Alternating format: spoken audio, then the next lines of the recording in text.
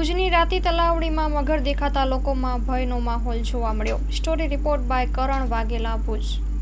નામ છે નરેન્દ્ર રાજગોર, રહું છું જયપ્રકાશ નગર, ડોલર હોટલ સામે રિંગ રોડ પાસે।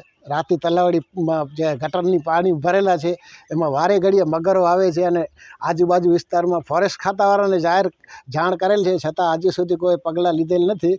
અને નાના નાના છોકરાઓ અને જનાવરો પાણી પીવા આવે ગટરનું પાણી, તો ગાયોને પકડી લે છે મગર।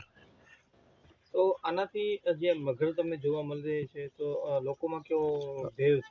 બહુ જ ભયનો માહોલ છે ત્યાં। રાતના બહુ બીક લાગે, વારે ઘડીએ બારે આવે છે મગર, પાણીથી બારે આવે છે। આજે કેટલા મગરે દેખાડી? આજે 2 મગર, સવારથી 2 મગર દેખાણા છે।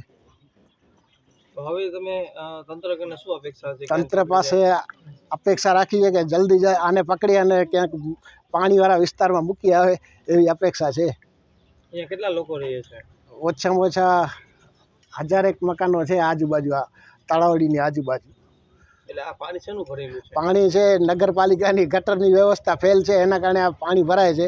નગરપાલિકામાં અનેકવાર રજૂઆતો કરી છે, હજી સુધી પાણીનો કાંઈ નિકાલ કરતા નથી ને પ્યોર ગટર જ આવે। આ વેણ છે પાણી માટેનો, જે ઓગનનો વેણ છે એનામાં ગટરો મૂકેલી છે, એટલે એના લીધે આ ભરાઈ ગયું છે? એના લીધે જ ભરેલો છે।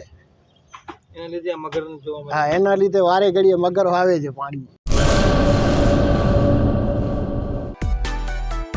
માં motor driving, safe and sure driving. Driving એ શોખ સાથે આપની મોટી જવાબદારી પણ છે। અમારા ઇન્સ્ટ્રક્ટર દ્વારા સચોટ અને સરળ માર્ગદર્શન, આપની રોજની તાલીમની માહિતી મેળવીને શું અધુરાશ છે એના ઉપર પૂરું ફોકસ કરાય છે।